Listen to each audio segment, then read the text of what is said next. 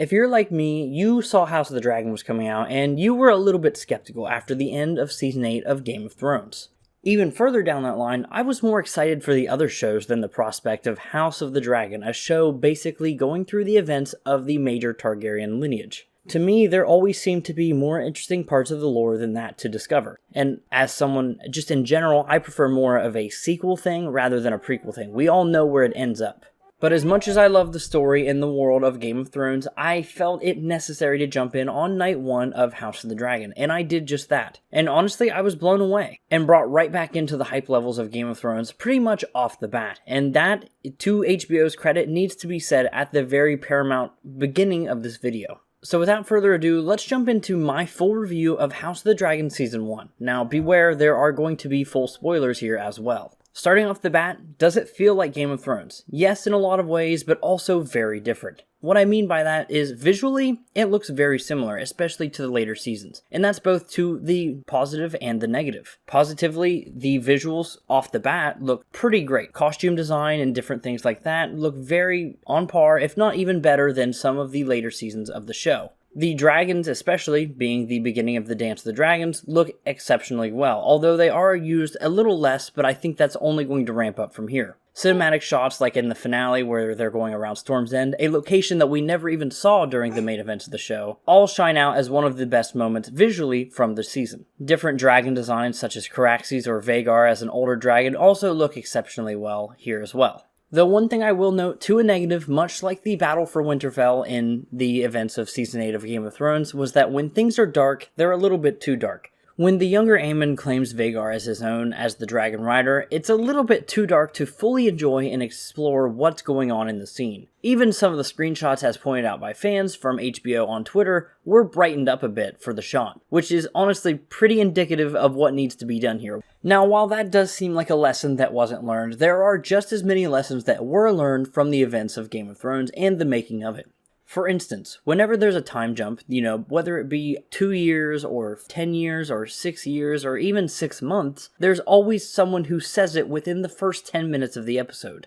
This was definitely something, especially during seasons 7 and 8 of Game of Thrones, that people started to notice that things were moving at a brisk pace and it was never explained why. When in reality, these things were always happening throughout the course of the show, it's just that the time jumps were much larger and it was never explained enough to the viewer. And to me, that was something that you could clearly tell that they were covering their tracks as soon as possible on this one. And to me, the absolute smartest decision that they could have made as HBO while making the show was bringing back Ramin Djawadi as the composer for the soundtrack. And this was done masterfully well here. The standouts to me for the different themes were Rhaenyra's themes with the more of the, I don't know what I want to say, the vocals to it, I guess, which was always there for Daenerys's as well, but definitely a completely different flavor. Now, Daenerys's theme also kind of works as the Targaryen theme in a lot of ways, as that's all we knew it for at one point. And this is used sparingly throughout the show here, as it is about the Targaryens. And other than reusing the main theme, a lot of the soundtrack was used pretty conservatively throughout this show. I really appreciated that they didn't rely on those old sounds. Another theme that I like to point out that I give great props to is Protector of the Realm, or, the kind of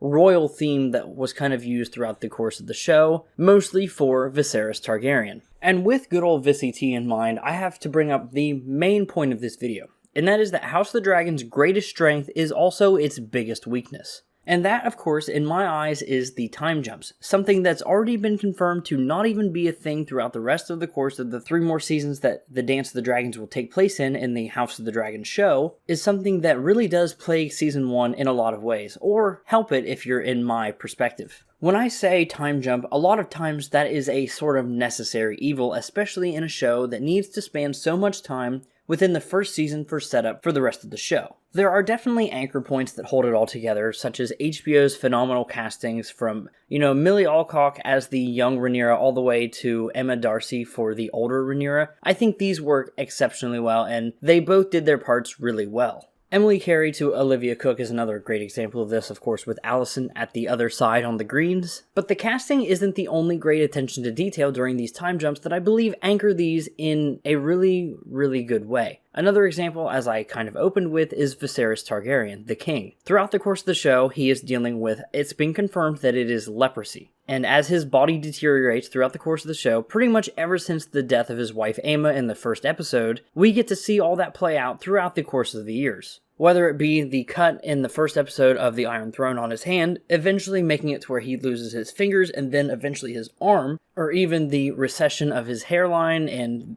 honestly hair in general, or his teeth decaying, to eventually the whole side of his face decaying, is clear that this man was never going to make it past Season 1. Very much like the Honorable Ned Stark in King's Landing during Season 1 of Game of Thrones. And to me, both of these characters act as the quintessential main character for each of their respective seasons. Paddy Considine walking to the Iron Throne in Episode 8 was really something special and one of my favorite moments in probably any show ever. And Protector of the Realm, the soundtrack that goes along with that, is phenomenal. Once again, I'm going to point out that the casting is incredible, and something that a lot of people had issue with was actually the casting for the Velaryons. Stephen Toussaint plays as Corlys Velaryon, the patriarch of the Velaryon family. The biggest change from what I can see, I haven't read Fire and Blood as the book, is that the Velaryons are black now. That to me is not an issue whatsoever, and to anyone who's reasonable, it shouldn't be either. People have brought up it under the, guise that it's, hey, it breaks the lore, Targaryens down the line should now be half black. It doesn't matter, alright? Honestly, for what this is,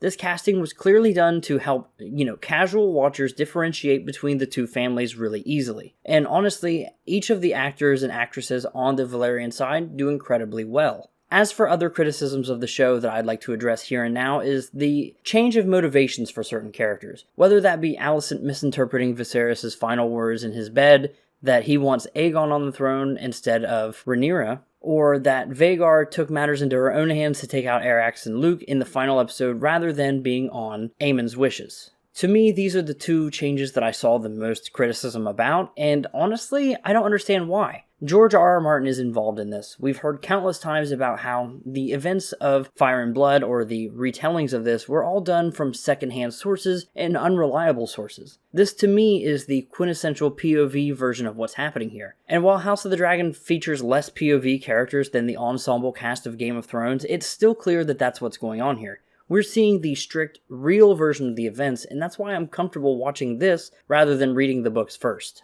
With all that being said, ultimately I walked away with Season 1 of House of the Dragon feeling better than some of even the greatest moments of Game of Thrones. Now granted, we don't have as much time with these characters as we have had with some of the characters of Game of Thrones, and for that reason I've got to say that Game of Thrones still wins out at any one point. But from Season 1 to Season 1, I've got to say that this has been a lot more enjoyable of a watch. One final thing that I'd like to point out is the inclusion of the Cat's Paw Dagger from Game of Thrones into the plot of Season 1 of House of the Dragon. We now learn through Viserys and Rhaenyra that when you heat up the dagger, you get to see Aegon's prophecy. To me, this is an incredible bit of lore that's been added by House of the Dragon as something that only the Targaryens of old would have known. Something that eventually gets snuffed out in the lineage and that we don't get to see throughout the course of the show. And while it does add extreme weight to the events of Game of Thrones, we all know how it pays off, of course, but ultimately I think it's so cool that so much weight is added to a show after it's already aired.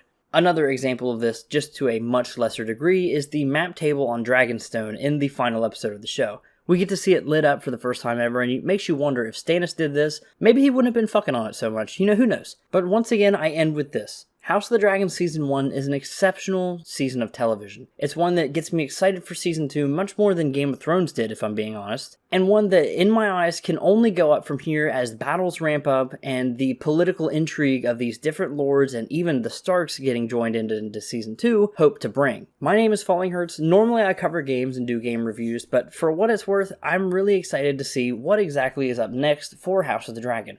If you are as well, consider subscribing. I also have a video about the Jon Snow sequel series, which I'm really excited for if that comes to fruition. So go check that out as well. Anyways, if that's it for me, that's it for you. So get out of here or, come kiss the ground I walk on or something. Call me king. I don't really care, I don't know how this works. All right, thanks for watching. Bye.